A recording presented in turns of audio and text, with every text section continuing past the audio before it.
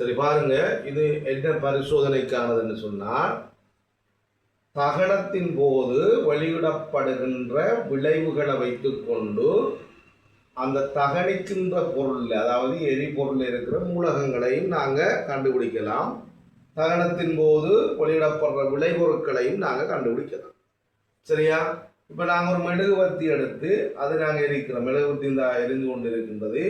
இந்த இருக்கிற குழாயின் ஊடாக வார அந்த ஆவி, மெழுகுவர்த்தி எரிய நேரம் வெளியில் வார இந்த ஆவி அப்படியே பாருங்க, இந்த ஜூ குழாய்க்குள்ளால வார நேரம் இங்கே வந்து செப்பு சல்வைட் வச்சிருக்கிறோம். நாங்கள் CuSO4 செப்பு சல்வைட் பளிங்குகள் போட்டிருக்கிறோம்.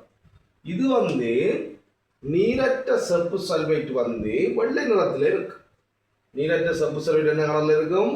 வெள்ளை நிறத்தில் இருக்கும். செப்பு சல்வேட்டா இது வந்து செப்பு சல்வேட், ரைட்? இங்க மெழுகு எரியுது.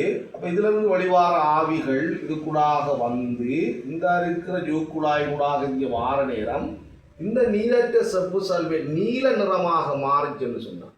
இதுல வெள்ளையிலிருந்து நீல நிறமாக மாறுற நேரம் நாங்க முடிவுக்கு வரலாம். செப்பு சல்வேட் ஆய்வுட பரிசோதனைக்கு பயன்படுத்தப்படுறது. என்ன ஆய்வுட பரிசோதனை? நீரை இனங்காண்பதற்கு.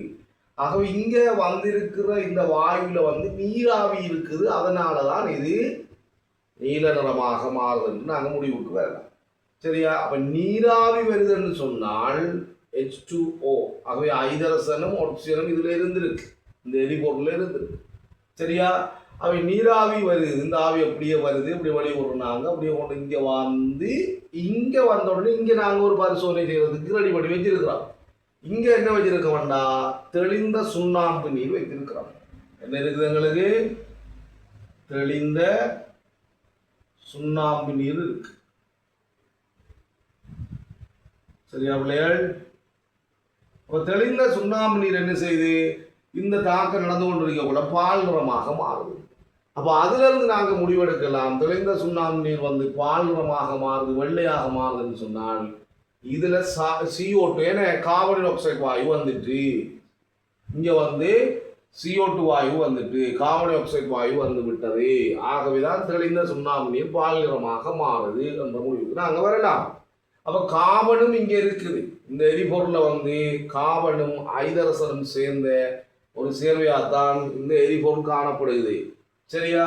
அடுத்தது பாருங்க, இங்க ஒரு குழாய் இருக்குது. இது வந்து வளி உறிஞ்சி குழாய்.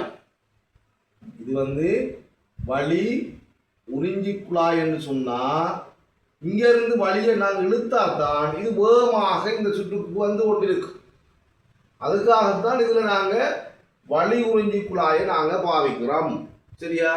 மற்றது இதுல நாங்க அநேகமா எல்லாம் பாருங்க கண்ணாடி பாத்திரங்களாக வச்சிருக்கோம். என்னதுக்கு? அதான் ஊடு காட்டும் இயல்புடையது, உள்ளுக்கு என்ன நிறமாற்றம் இருக்குன்னு சொல்லி நாங்க கண்டுபிடிக்கிறதுக்கான ஒரு வசதியாக இருக்கும், இயல்பாக இருக்கும். சரியா? இங்க பாருங்க, இந்த பரிசோதனை தந்துட்டு கேட்கிறாங்க கேள்வி, குறித்த பரிசோதனை செய்யப்பட்டதன் நோக்கம் யாது? ஒரு தகனத்தின் போது வெளியிடப்படுகின்ற விளைபொருட்களை நாங்கள் அவதானிப்பதற்கான பரிசோதனை. சரியா? பரிசோதனையின் அவதானங்கள் இங்க எங்களுக்கு செப்பு சல்பைட் வந்து நீல நிறமா மாறும், நிறமற்ற செப்பு சல்பைட். சரியா? நீரற்ற செப்பு சல்பைட் வந்து நீல நிறமா, நீரேற்றப்பட்டவுடன் நீல நிறமா மாறுது. அங்க தெளிந்த சுண்ணாம்பு நீர் வந்து பால் நிறமாக மாறுது. அடுத்தது, கண்ணாடியிலான உபகரணங்கள் பரிசோதனைக்கு பயன்படுத்தப்பட்டவை காரணம் என்ன? எங்களுக்கு ஊடு காட்டும் நிறமாற்றங்களை நாங்கள் அவதானிக்கக்கூடியதா இருக்கு. நீரற்ற செப்பு சல்பேட்டின் நிறம் யாது? நீரற்றது வந்து வெள்ளை நிறமாக இருக்கும், அல்லது நிறமற்ற சொல்லுவாங்க, வெள்ளை நிறமாக இருக்கும். சரியா?